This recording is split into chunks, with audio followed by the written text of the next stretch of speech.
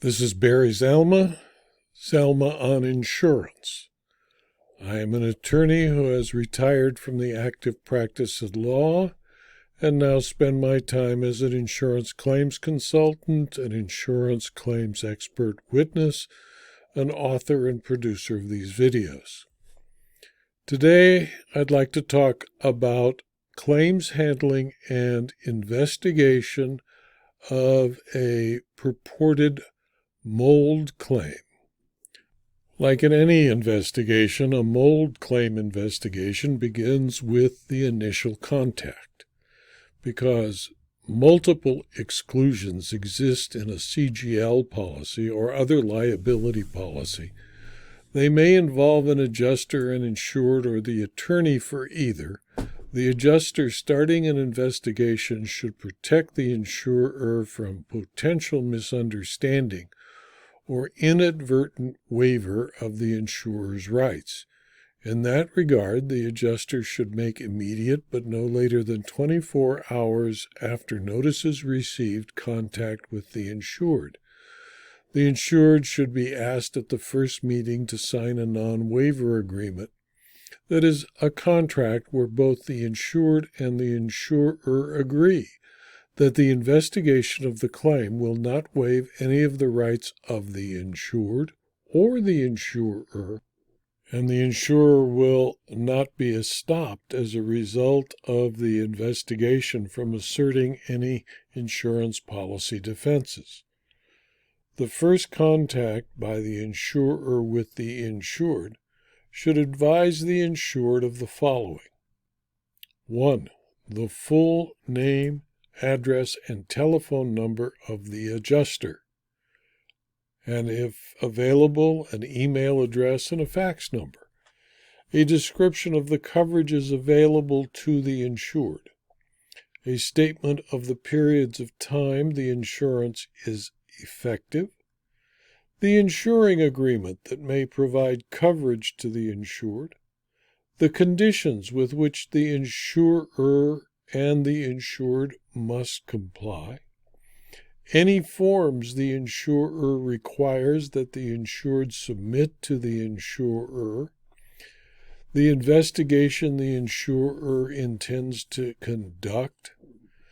Any evidence in documentary form or photographic form that the adjuster may request.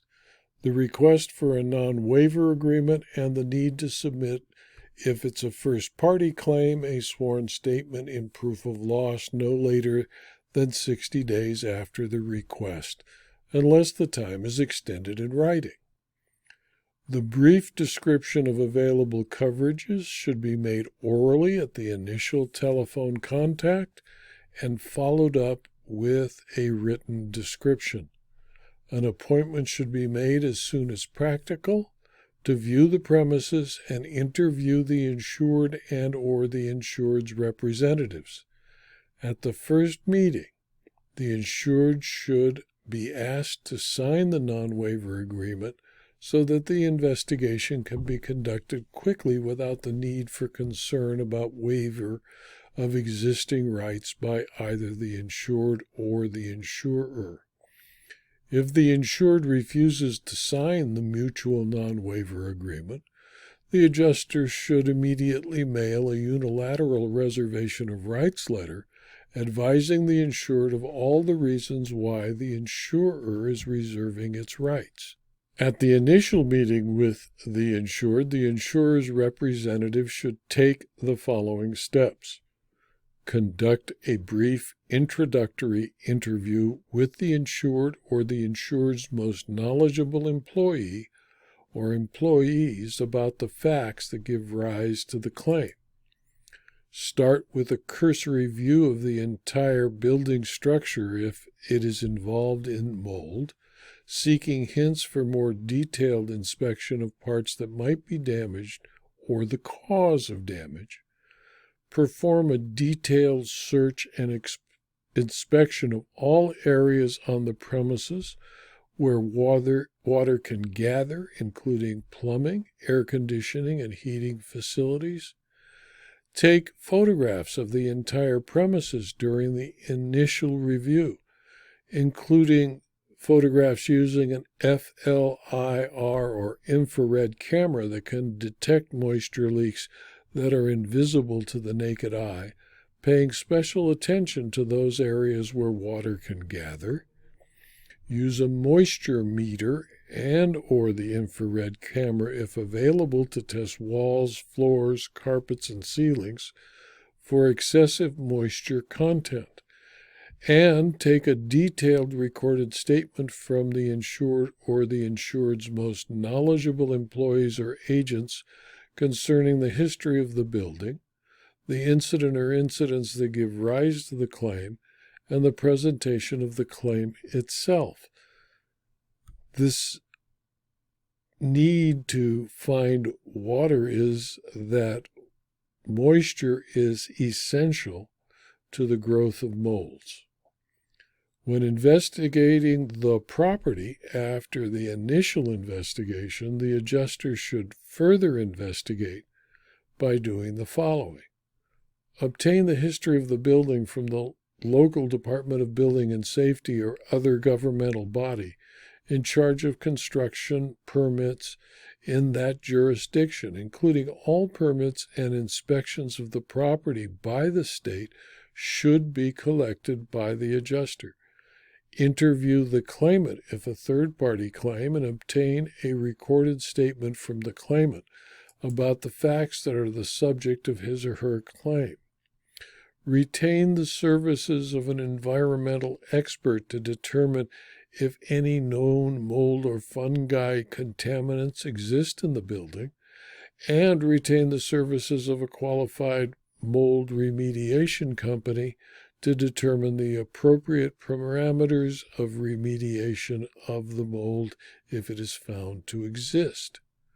The U.S. Environmental Protection Agency advises the goal of a building investigation is to identify and solve indoor air quality complaints in a way that prevents them from recurring and that avoids the creation of other problems.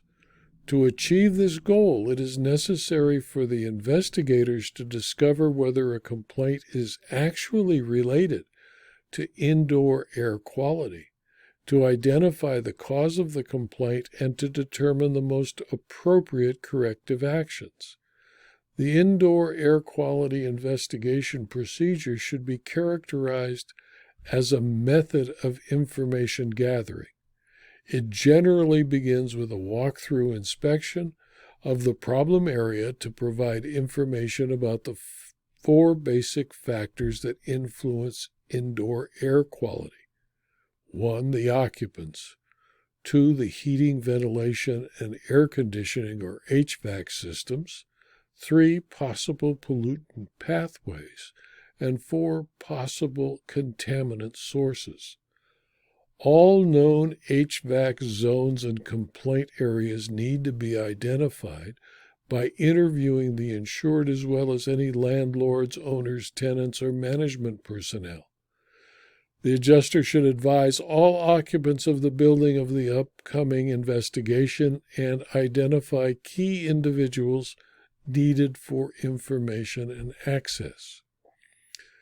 The claims investigator or adjuster must perform a walkthrough, that is, a visual inspection of critical building areas, and a consultation with occupants and staff. The initial walkthrough should allow the investigator to develop some possible explanations for the complaint. At this point, the investigator may have sufficient information to formulate a hypothesis, test the hypothesis, and see if the problem has been solved or if it is solvable. If the issue has been resolved, the adjuster should ascertain steps to take to ensure that it does not recur. However, if insufficient information is obtained from the walkthrough to conduct a hypothesis, or if initial tests fail to reveal the problem, the investigator should collect additional information to allow formulation of other hypotheses. The process of formulating hypotheses, testing them and evaluating them continues until the problem is identified and solved. Investigators sometimes perform air sampling for contaminants, mold, or fungal spores by taking the following basic measurements: 1. Temperature. 2. Relative humidity. 3. Levels of carbon dioxide and/or 4. Air movement. This procedure may seem to be a logical response to complaints by occupants that they are suffering from mold-caused illnesses. However, it is seldom beneficial and may even be misleading because contaminant concentration levels rarely exceed existing standards and guidelines. The fact that occupants continue to report health complaints is not evidence of high levels of mold or fungal infestations. Air sampling should not be undertaken until considerable information on the factors listed above have been collected. A sampling strategy should be based on a comprehensive understanding of how the building operates, the nature of the occupant's complaints, and the causal connection between how the building operates and each of the complaints. This video was adapted from my book Mold Claims, Volume 3, which is available as a paperback or as a Kindle book from Amazon.com and from my website Zalma.com by clicking on the link to the Insurance Claims Library. If you found this video to be useful, refer it to your colleagues and friends. And if you wish to see more about my videos or my blog posts, please subscribe to my blog at zalma.com/blog. Thank you for your attention.